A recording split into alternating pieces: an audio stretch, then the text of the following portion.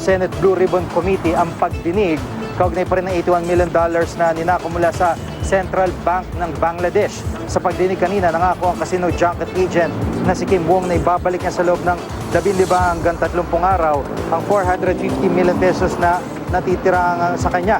Galing ito sa perang pinasok umano sa Pilipinas ni Nagao Shuhua at Ding Size.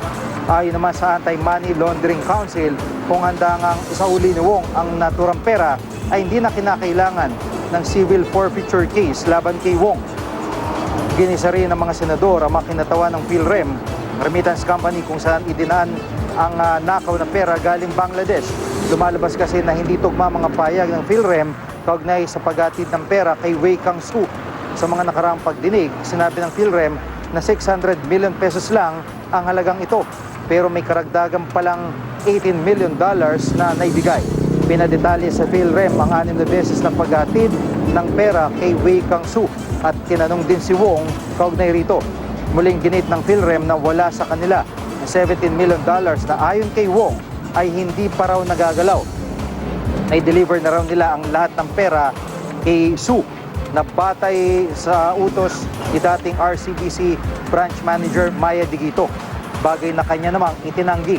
Binusisi rin sa pagdinig ang proseso ng pagbubukas ng account sa RCBC at kung paano malalaman kung peke ang ID na ibinigay ng depositor. Kaugnay rito ay ipinakita ni Senator Bam Aquino ang mga dokumento mula LTO magpapatunay na mga driver's license na ginamit para sa pagbubukas ng 4 na account ay peke. Dahil dito maaari raw isara ng RCBC ang mga nasabing account at binusisi rin sa pagdinig ang napuntahan ng sinasabing nakaw na pera. Mahigit sa 1 bilyong pisong napunta sa Soler at gayon din sa Midas. Sa perang napunta sa Soler, 903 million pesos at 100 million pesos daw ang inilaro sa account ng dalawang junket operator na sina Chang Lai Fong at Chow Chokwa.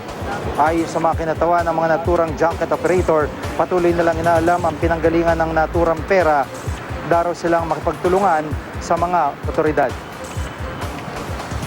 Hearing after hearing after hearing, you've been saying to the public that you delivered 600 million cash to Mr. Wei Kang-soo at Soler and $18 million. Okay. But in the last hearing, you contradicted yourself by saying that one of the deliveries was done in your house. And you said that Mr. Kim Wong was present.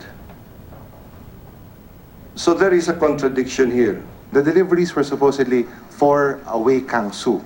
And the first delivery was done in Soler, and everything else was picked up from our house, sir. So now you're contradicting yourself. Wala silang binabanggit that they delivered money or that Kim Wong picked up money with them. Yes, they withheld information. Withheld information. Sir, we've been in this business of 18 years, and trust and reputation is the only thing we have. Yun lang ang meron kami. Hindi niyo ho kami pwedeng tawagin magluloko.